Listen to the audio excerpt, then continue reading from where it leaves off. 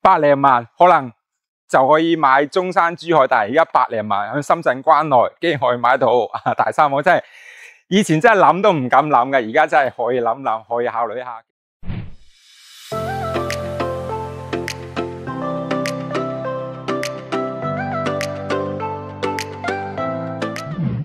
Hello， 大家好啊，我係俊仔啊。咁之前好多香港朋友咧都會問到一個問題，喂，俊仔有冇啲百零萬喺呢個深圳關內嘅啲大三房啊、大裝修㗎，要係複式啊，最後就4米半層高樓下，最後咧就有埋呢個地鐵啦，返口岸要夠近啊，有商場，咁環境咧要夠靚。當時我聽到呢啲問題，放喺以前深圳咧，可能真係呢啲問題真係有啲離譜，但係而家咧就係即係都比較合理、比較正常嘅，因為我今日都過咗我哋呢個樓盤。咁呢個樓盤咧叫做中通永安大廈嘅，嗰啲樓盤咧就130、4萬到，大裝修就已經係有一個3房噶啦。咁你會睇到啦，樓下呢度咧都會有呢個地鐵站噶啦，所以佢呢度翻到去呢個口岸都係7個站就翻到去10零分鐘，所以你過關翻去香港都會比較近嘅啦。咁如果你話遲啲嗰個沙頭角開通咗嘅話，就3個站會更加之近。你可以睇睇對面咧就係嗰個樓盤啦，你睇到其實好靚噶，俾咁多面山咁樣圍繞住，所以你住起身咧亦都會比較舒服嘅。咁我而家就測試下過去需要幾耐嘅時間啦。啱好綠燈，啱好。咁同大家講下，其實而家呢啲樓盤即係百零萬可能就可以買中山、珠海，但係而家百零萬喺深圳關內，竟然可以買到大三房，真係以前真係諗都唔敢諗嘅，而家真係可以諗諗，可以考慮一下。跟住，因為呢個鹽田板塊咧，同大家講下會更加適合退休養老住。點解？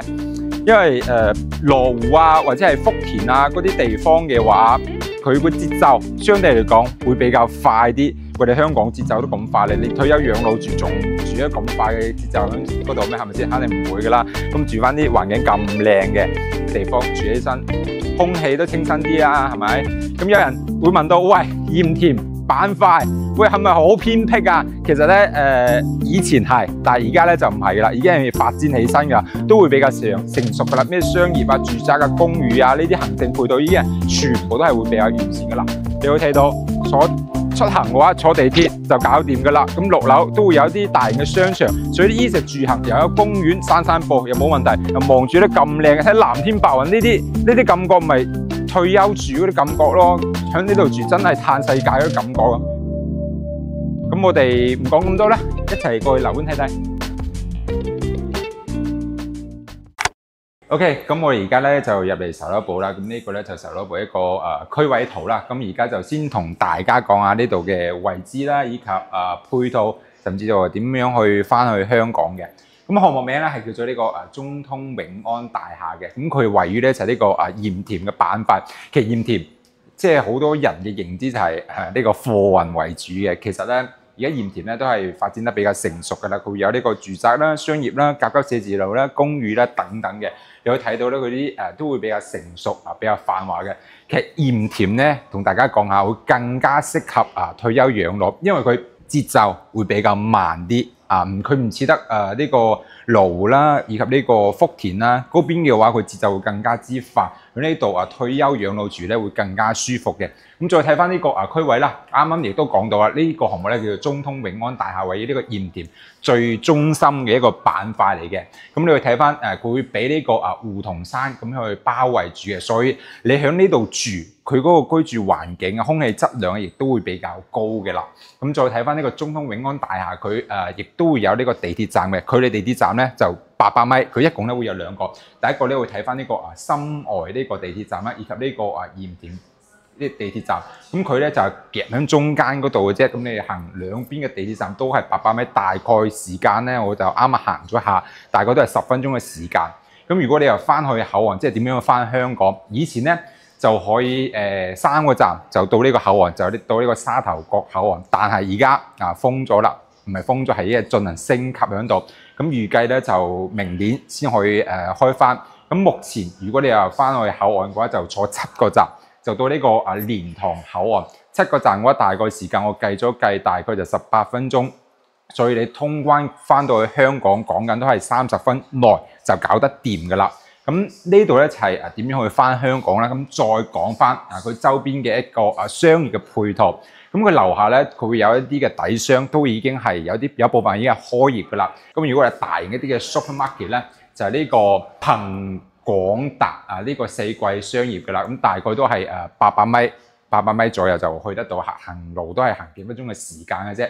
咁直線距離咧，可以睇到直線距離咧，仲會望翻呢個海景嘅，即係都會望翻山景啊，亦都會望少少海景，都冇問題嘅。咁如果有啲香港朋友仔中意食海鮮嘅話，咁可以搭車又得自己揸車去翻呢個鹽田嘅一個海鮮街。咁呢啲海鮮咧都會相對嚟講會比較平。所以點解我話呢個區域適合養老嘅原因就係呢個舒服、環境靚，而且配套又成熟，翻香港又方便。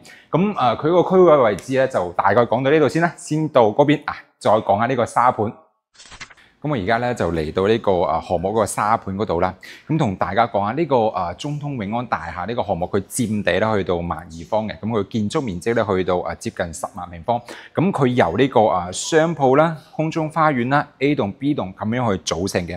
咁我而家嘅位置咧就喺呢度嘅。咁呢個1樓嘅商鋪咧，佢有部分咧已經係入住咗噶啦。咁2樓咧會做翻呢個空中花園嘅。咁咧大家咧呢個空中花園同大家講下係做好晒嘅。咁入邊又會有啲咩設施咧？佢有呢個健身房啦，以及呢個空中花園啦，以及呢個游泳池嘅，呢啲全部都係起好晒。我哋諗諗，響深圳呢個大城市、一線城市，帶空中花園、帶園林嗰啲小區真係少之又少。呢啲環境住起身係特別舒服嘅。咁再講翻呢個 A 棟呢度咧，就目前未發售嘅。咁我而家賣緊咧就 B 棟呢度。咁 B 棟呢度咧，佢基本上都係賣到7、7、8、8㗎啦。佢嘅入住率亦都係比較高。唔記得同大家講啊，呢度咧係現樓現證嚟嘅，所以咧係完完全全咧冇一個風險嘅。咁佢目前咧在售嘅面積咧有呢個37方啦、51方啦，以及呢個64方、91方嘅。咁呢個屋苑咧都係民水民電，並且係通埋天然氣嘅，帶呢個陽台以及呢個獨立嘅廚房，所以呢啲戶型住起身比較舒服。重點嘅係層高足去到4.5米，4.5米嘅一個 loft 咧，可以咁樣去形容吧，即係有一種叫做小別墅嗰啲感覺。因為你退休養老，你翻嚟住，無非都係要住得舒服啫，係咪先？其實呢啲戶型咧會比較適合嘅。我建議咧就係呢個51方嘅，51方嘅咧會做到呢個大3房，而且係2個洗手間嘅。咁你要諗諗51方目前在售嘅價錢大概去到130萬到，如果係包埋裝修嘅話，大概係去到140萬。佢裝修咧一共會有2個方嘅，第一個方咧就12萬，第二個方咧就15萬8。咁因應翻個人嘅需求咧而去揀啦，或者係咁樣啦。我而家就帶大家上去睇下呢個實地嘅樣板間啦。嗱，咁上到嚟啦，咁首先咧先睇下呢度嘅實體一個景觀先。咁而家咧喺呢個14樓個位置，你睇到望出去咧視野咧都係會比較舒服嘅。佢樓下咧就呢個空中花園啦，以及呢個你睇下呢度個游泳池啦都會有嘅。對面呢度咧就呢個地鐵嚟嘅啦。咁你可以睇到嘅嘢都係實景樓嚟嘅，所以你想比如話你想買13樓嘅就去13樓睇就得噶啦，14樓就去14樓睇就得噶啦。因為呢度嘅樓層咧係複式嘅，所以佢會比正常嘅樓層，譬如呢個14樓等同於人哋嘅17、18樓，就會更加之高嘅。咁再入份嚟睇下呢度啦，呢度咧就會做翻間51方，組3房2廳2個衛生間嘅，你可以感受一下呢度嘅層高。佢呢度咧會組個中空嘅客廳，其實中空嘅客廳咧，即係你會有一種叫做啱啱亦都提及到叫做小別墅啲感覺咁樣。喂，你真係買間別墅嘅，你冇響偏遠少少嘅地方都要大幾百萬吧，係咪先？喺呢度100零萬就可以攞低呢一套單位啦。咁呢度咧都係呢個交付標準嚟㗎啦。呢度咧無批價就130萬。咁如果你話你覺得呢個裝修唔錯嘅，格局唔錯嘅話，就呢套就加15萬8就有㗎啦。呢啲全部櫃地面牆身呢啲全部都係幫你做好晒㗎啦。再睇翻個廚房先啦。啱啱咧同大家都講到啦，佢係文水文電通埋天然氣嘅。咁呢度咧就獨立廚房嘅，有燃氣做噶啦。呢度咧就放唔到雙開門冰箱，放個單開門都夠晒用噶啦。咁並且咧同大家講啦，咁呢個咧係明廚嚟嘅，唔係暗廚嚟嘅，所以你煮起飯起身咧都係特別舒服、特別開揚。咁再睇翻啦，啱啱亦都同大家講咗呢度一度做3間房嘅。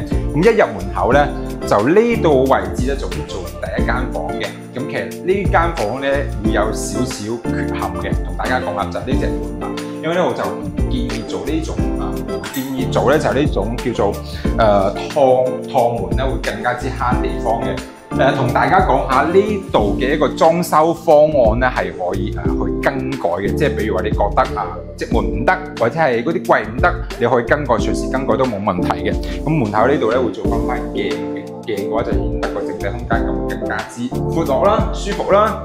咁呢邊咧就會做個乾濕分離嘅洗手間啦。你睇到嘅嘢全部都係呢個交付一個標準嚟㗎啦。咁1樓咧就大致上咧就係咁樣。咁我而家就上去2樓去睇睇啦。嗱，咁上到嚟2樓呢度啦，其實呢啲嘢再同大家再次講都係做好晒嘅，呢啲樓梯位都係做好晒嘅。咁2樓個位置咧，佢嗰個分佈咧就係2間房，一間咧就套房。咁呢個位置咧做一個休息區或者係書台飲下茶呢都 OK 嘅。咁我哋先睇下重點嚟啦，先睇下呢個主人嘅套房係帶套廁嘅。咁佢嗰個整體空間咧，其實都夠用嘅，你可以感受一下。4.5米嘅一個層高咧，就完全唔一樣，住起身咧就唔會覺得壓抑嘅。咁呢邊咧就係呢個洗手間一個位置嚟嘅。咁洗手間個位置咧，佢個門，大家可以睇下，佢門咧就會開翻呢邊嘅。咁如果你話隻門想開翻出邊都 OK 嘅，即係可以改啦。如果係開翻出邊嘅話，呢個洗手間咧就變咗公用噶啦，因為通往隔離嗰間房一齊共用，我就唔建議大家咁樣去做。好似咁樣佢嘅設計咧會更加之好。咁如果話覺得呢間房仲細嘅話，可以將呢度都封埋佢，就顯得成間房咧會更加之大，即係睇你嘅需求咯。如果仲係細嘅話，將呢間房都鋪埋佢，即係等同於2樓成層2樓都做呢個主人套房，咁樣嘅話，哇，住起身真係舒服到不得了啊！咁呢邊咧就做翻間細房啦，並且係大箱嘅。呢間細房其實 OK 嘅，夠用啦，係只可以講夠用。